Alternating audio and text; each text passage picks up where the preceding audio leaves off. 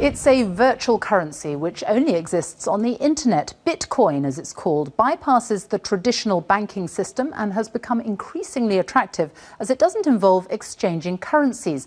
But it's seen a sharp fall in its value today, and this is why. One Bitcoin is currently worth around £315, well down on its peak of almost £700 in December.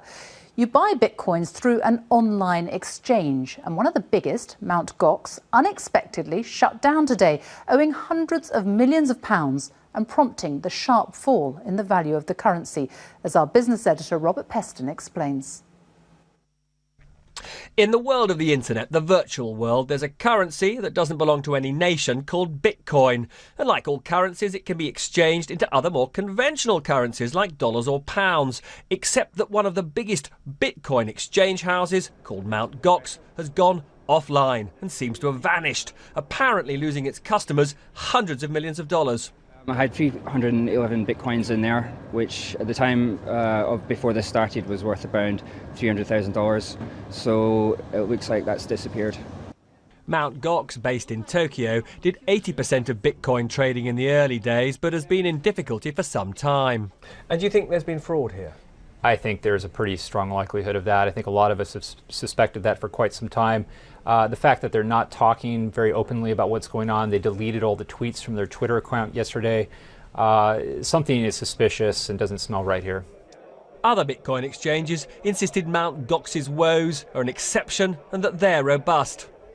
So Bitcoin is just money, but not as we know it. You can't hold it in your hand like this stuff. It's blips on a screen. And my goodness, the price is volatile. Look how much the exchange rate for Bitcoin has fallen in just the last 24 hours. If the pound did that, well, Britain would be bankrupt. But what's really interesting about Bitcoin is the way it poses a challenge to the big banks, in that it has the potential to become a really cheap global network for transmitting or shunting money anywhere, anytime, so it could be as dangerous to the traditional banks as Amazon has been to shops. I think it's definitely more interesting as a way of moving money around. It is faster and cheaper than any other kind of payment network out there. At the least, these brokers which turn Bitcoin into money or turn money into Bitcoins, they should be regulated. I think it would probably help Bitcoin as on the whole. There's always these concerns about regulation squashing innovation, and I think that's a legitimate concern. But I think people want safeguards around their money. And exchanges would be, I think, a good place to introduce some regulation.